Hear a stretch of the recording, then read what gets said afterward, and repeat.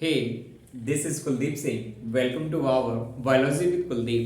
I hope आप dear students बहुत अच्छे होंगे और आप सबकी तैयारी चल रही होगी हाई स्कूल 10th और 12th बोर्ड एग्जाम की।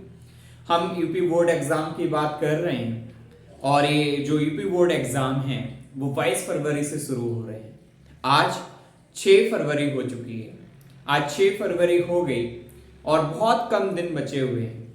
आज हम जो लाए हैं टॉपिक्स, हम पिछली क्लास में बहुत सारे टॉपिक्स को कवर कर चुके थे। आज हमारा एक बहुत अच्छा टॉपिक है जिसका नाम है लिंग निर्धारण या सेक्स डिटर्मिनेशन। हम सेक्स डिटर्मिनेशन की बात कर रहे हैं और या हम इंग्लिश में लिंग निर्धारण की बात कर रहे हैं। बहुत ही ज्यादा इंपोर्टेंट एक क्वेश्चन है कि लिंग निर्धारण क्या है, किस प्रकार से ये होता है और कैसे कैसे एक प्रोसीजर है कि जो आनुवंशिक गुण हैं वो माता पिता से उनके संतति में जाते हैं और किस प्रकार से लड़का लड़की का होना इसी के द्वारा निर्धारित किया जाता है कि किस प्रकार से लड़की होगी या लड़का होगा, इसका निर्धारण, इसका डिटर्मिनेशन किया जाता है। आज हम ऐसे टॉपिक पे बात करेंगे जो सबसे ज्यादा महत्वपूर्ण है। हम पढ़ाई के ही मामले में नहीं, हम रियल मामले में भी ये जानेंगे कि किस प्रकार से ये जो सेक्स डिटर्मिनेशन है वो किस प्रकार से वर्क करता है, किस प्रकार से जीन अपना वर्क कर रहे हैं, किस प्रकार से गुणसूत्र एक पीढ़ी से दूसरी पीढ़ी में स्थानांतरित होते हैं और अपना कार्य कर रहे हैं। तो बहुत सारी चीजें ऐसी हैं जिनके बारे में आज हम जानेंगे और अलग अलग प्रकार से हम इसको डिफरेंट टाइप से समझेंगे। तो सबसे पहले हम बात कर लेते हैं कि गुणसूत्र यानी कि लिंग निर्धारण क्या है और किस प्रकार से लिंग निर्धारण की प्रक्रिया है। वेरी मोस्ट इंपोर्टेंट एक टॉपिक है हाई स्कूल की क्लास के लिए कि किस प्रकार से लिंग निर्धारण का प्रोसीजर अपनाया जाता है और किस प्रकार से लिंग निर्धारण का कार्य किया जाता है। एक वैज्ञानिक हुए मैकलंग नामक, उन्होंने जो गुणसूत्र एक सिद्धांत प्रस्तुत किया और उन्होंने ये बोला कि जो 1902 के समथिंग उन्होंने एक गुणसूत्र, हम लिख दे रहे हैं यहाँ पे, मैकलंग नामक एक वैज्ञानिक हुए जिन्होंने 1902 में एक लिंग निर्धारण संबंधी गुणसूत्रीय सिद्धांत को प्रस्तुत किया और उन्होंने ये कहा कि सभी एक लिंगी जंतुओं में जो लिंग निर्धारण उनके अनेक लक्षणों के समान गुणसूत्रों पर निर्भर करता है। यानी कि जो एक लिंगी जंतु हैं उनमें जो लिंग निर्धारण का प्रोसीजर है वो क्या हुआ कि उस प्रोसीजर के अनुसार जो एक समान जो उनके लक्षण हैं वो गुणसूत्रों पर निर्भर करते हैं और जो गुणसूत्रों पर निर्भर कर रहे हैं उन गुणसूत्रों पर निर्भर करने के कारण क्या हुआ और जो इनके गुणसूत्रों की जो वंशागति है वो बिल्कुल ग्रेगर जॉन मेंडल के नियमों के अनुसार ही है। तो इसलिए अभी हमने शायद ग्रेगर जॉन मेंडल के जो 3 आनुवंशिकी नियम हैं हमने उनके बारे में नहीं पढ़ा है और आगे आने वाली क्लासेस में हम उनके बारे में जरूर पढ़ेंगे। 2-1 दिन में कवर होने के बाद में हम अनसॉल्व पेपर को शुरू करेंगे और अनसॉल्व पेपर से तैयारी करेंगे। तो मैकलंग नामक वैज्ञानिक ने यह समझाया कि एक लिंगी जो जंतु होते हैं उन जंतुओं का लिंग निर्धारण उनके अनेक लक्षणों के समान गुणसूत्रों पर निर्भर करता है और तथा इनकी जो वंशागति है वो मेंडल के नियमों पर आधारित होती है। अब हम बात करते हैं कि मनुष्य में लिंग निर्धारण का क्या प्रोसीजर है, किस प्रकार से मनुष्य में लिंग निर्धारण होता है। The sex determination in human beings. हम ह्यूमन बीइंग्स की बात कर रहे हैं कि ह्यूमन बीइंग्स में किस प्रकार से लिंग निर्धारण का प्रोसीजर है, तो हम उसकी सबकी बात करते हैं। तो मनुष्य की कायिक और जो जनन कोशिकाएं हैं सबको पता है कि उनमें 40 गुणसूत्र पाए जाते हैं, यानी कि 23 जोड़े में ये गुणसूत्र पाए जाते हैं। लेकिन मनुष्य, जब हम बात कर रहे हैं मनुष्य के लिंग निर्धारण की, तो मनुष्य में क्या होता है कि 22 जोड़ा जो गुणसूत्र हैं, 22 जोड़ा गुणसूत्र, उन्हें हम ऑटोसोम्स कहते हैं। ऑटोसोम्स यानी कि वो समजात होते हैं। समजात गुणसूत्र होने के कारण इन्हें हम ऑटोसोम्स कहते हैं। ऑटोसोम्स कहलाते हैं 22 जोड़ा। लेकिन एक जोड़ा जो होता है, एक जोड़ा जो गुणसूत्र है, एक जोड़ा गुणसूत्र वो विषम जात होता है, वो विषम जात होने के कारण क्या हुआ कि वो विषम जात होता है, तो क्या हुआ उसे हम हेटेरोसोम कह के हेटेरोसोम्स के नाम से भी जानते हैं। हम हेटेरोसोम्स के नाम से जानते हैं, विषम जात गुणसूत्र के नाम से जानते हैं। यानी कि ये टोटल जो गुणसूत्र हुए वो हो गए 23 पेयर में, यानी कि 23 जोड़े में। अब 23 जोड़े में वो गुणसूत्र तो प्रेजेंट हैं, लेकिन हम मादा की अगर स्त्री की बात करते हैं तो स्त्री में ये 23 जोड़े ऑटोसोम्स के ही समान होते हैं, अर्थात समान होते हैं, समजात गुणसूत्र होते हैं। तो स्त्री में जो गुणसूत्र हैं वो अगर हम बात करें स्त्री में तो 22 जोड़ा प्लस एक जोड़ा क्या है, लिंग गुणसूत्र। अर्थात हम बात करें तो स्त्री में क्या पाए जाएंगे, XX पाया जाता है। तो उसकी जो जनन कोशिकाएं हैं 22 जोड़ा प्लस XX यानी कि एक जोड़ा है, यानी कि कितने हो गए टोटल 23 जोड़े, यानी कि 23 पेयर पाए गए, यानी कि 46 गुणसूत्र पाए। और 46 गुणसूत्र कैसे हैं, XX प्रकार के हैं। लेकिन मनुष्य में यानी कि नर में क्या हुआ कि 22 जोड़ा जो है, हम यहां ऐसे करके लिख देते हैं 22 जोड़ा, हम ब्रैकेट में यहां लिख दे रहे हैं XX प्लस एक जोड़ा XY होता है। XY हुआ तो ये टोटल हो गए 23। अर्थात नर में लिंग निर्धारण का एक गुणसूत्र पाया जाता है, जिसके द्वारा ये निर्धारित होता है कि लड़का होगा या लड़की होगी। लेकिन हमारे समाज में कुप्रथा क्या है, लड़की होती है तो फीमेल को यानी कि स्त्री को दोषी ठहराया जाता है कि इसकी लड़की हुई है। इसका उनको ये साइंटिफिकली पता नहीं है कि लड़का होना उनके ही लड़के पर डिपेंड है, ना कि स्त्री जिम्मेदार नहीं है। लड़की होना ये लड़का होना उसमें स्त्री की कोई भूमिका नहीं है, क्योंकि लिंग निर्धारण का जो एक गुणसूत्र जो है विषम जातीय हेटेरोसोम जो गुणसूत्र है वो पुरुष में पाया जाता है, स्त्री में नहीं पाया जाता है। अब 22 जोड़ा XX प्लस एक जोड़ा जो हो गया तो ये आया 23 जोड़े हमको प्राप्त हुए, यानी कि 46 गुणसूत्र हमको 42 प्राप्त हुए।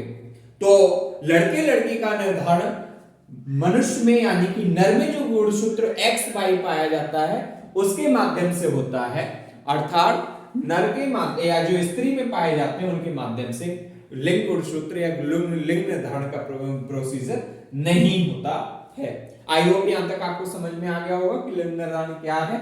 हम एक बार फिर से समझ लेते हैं कि मनुष्य की कायिक कोशिकाओं में 46 गुणसूत्र पाए जाते हैं, जिनमें उन 46 गुणसूत्र के हम ये मान लेते हैं कि 23 जोड़ा गुणसूत्र पाए जाते हैं। उन 23 जोड़ा गुणसूत्र में 22 जोड़ा जो हैं वो समजात गुणसूत्र पाए जाते हैं। समजात गुणसूत्र पाए जाते हैं यानी कि समान होते हैं, XX प्रकार के होते हैं। हम यहां लिख दे रहे हैं XX प्रकार के होते हैं। लेकिन अब हुआ क्या कि जो XX प्रकार के गुणसूत्र हैं वो स्त्री में क्या हुआ, स्त्री में भी जो एक हेटेरोसोम नामक गुणसूत्र है उसमें वो भी XX प्रकार का पाया जाता है। अर्थात स्त्री में जो हेटेरोसोम या विषमजात जो गुणसूत्र है वो X प्रकार का ही पाया जाता है, इसलिए उनके जो 23 जोड़ा गुणसूत्र हैं वो XX प्रकार के होते हैं। लेकिन नर में जो एक गुणसूत्र है 22 जोड़ा तो XX प्रकार के हैं, लेकिन जो एक जोड़ा बचता है वो XY प्रकार का होता है। अर्थात लड़का का होना या लड़की का होना स्त्री के ऊपर निर्भर नहीं करता है, नर पे निर्भर करता है कि लड़का होगा या लड़की होगी। आइए हम एक ग्राफ के माध्यम से समझते हैं कि इस ग्राफ के माध्यम से ये समझ लेंगे कि किस प्रकार से गुणसूत्रीय सिद्धांत को प्रतिपादित किया गया।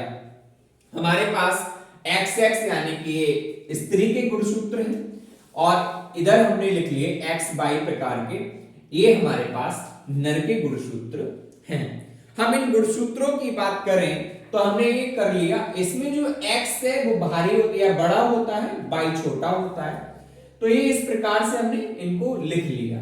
अगर हम इन दोनों को अलग अलग करें तो हम इन्हें इस प्रकार से अलग कर सकते हैं, x बाई x x। अब हम इनको समझने के लिए क्या कर सकते हैं कि हमने इस प्रकार से इनको डिनोट किया कि इस x से हमने इसको मिला दिया, तो हमें x x प्राप्त हुआ, x x। I hope clear हो गया होगा आपको। हमने इसको मिलाया तो क्या हुआ, x x प्राप्त हुआ हमें। दूसरा हमने क्या किया कि हमने इसी y से इस x को मिलाया तो हमको क्या प्राप्त हुआ, x और y प्राप्त हुआ। अगर हमको यहाँ x x प्राप्त हुआ तो आपको ये पता है ये गर्ल्स होगी। अगर हमको यहाँ पे x y प्राप्त हुआ इसका मतलब ये बॉयज होगा, लड़का होगा। अब क्या हुआ कि इस वाले x से ये वाला x जब मिला तो क्या हुआ, x x प्राप्त हुआ, यानी कि गर्ल्स प्राप्त हुई हमें।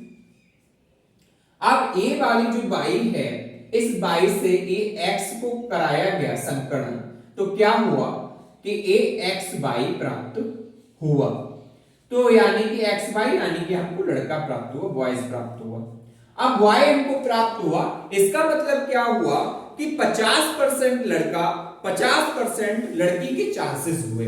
अब इन दोनों के मध्य में क्या हुआ, ये हम और डिनोट कर देते हैं कि यहाँ पे मियोसिस यानी कि अर्धसूत्री विभाजन का प्रोसीजर था। अर्धसूत्री आपको ये पता है, सूत्री विभाजन अर्धसूत्री विभाजन होते हैं। सूत्री विभाजन सोमेटिक सेल्स में पाए जाते हैं, जो शरीर की कायिक कोशिकाएं उनमें पाया जाता है। लेकिन अर्धसूत्री विभाजन जो मियोसिस है वो मियोसिस पाया जाता है जनन कोशिकाओं में, यानी कि स्पर्म और ओवा के मध्य में होता है। तो उन्हीं के माध्यम से हमने ये किया तो हमें 50% जो मिला, 50% हमको मिल गया बॉयज यानी कि लड़का, और 50% हमको मिला लड़की यानी कि गर्ल्स। ठीक है, यहां तक आपको समझ में आ गया होगा। एक तरीका और है, हम इस ग्राफ को एक तरीके से और समझ सकते हैं। वो हमारे पास तरीका क्या है, एक इस प्रकार से हमने कर लिया, हमने इस प्रकार से एक ग्राफ को बनाया, इस प्रकार से हमने इस ग्राफ को लिया बना। ठीक है, इसके बाद हमने क्या लिखा, हमने यहां पे लिख दिया x, यहां पे लिख दिया y, यानी कि नर गुणसूत्र लिख गए। हमने ऊपर क्या लिख लिया, इधर लिख लिया x, इधर लिख लिया हमने x, यानी कि इधर मादा गुणसूत्र लिख दिया। अब कर क्या सकते हैं, हम इस प्रकार से कर सकते हैं कि ये x और ये x मिलेंगे तो xx, ये x और ये x मिलेंगे तो xx, ये x और ये y मिलेगा तो xy, और ये x और ये y मिलेगा तो xy।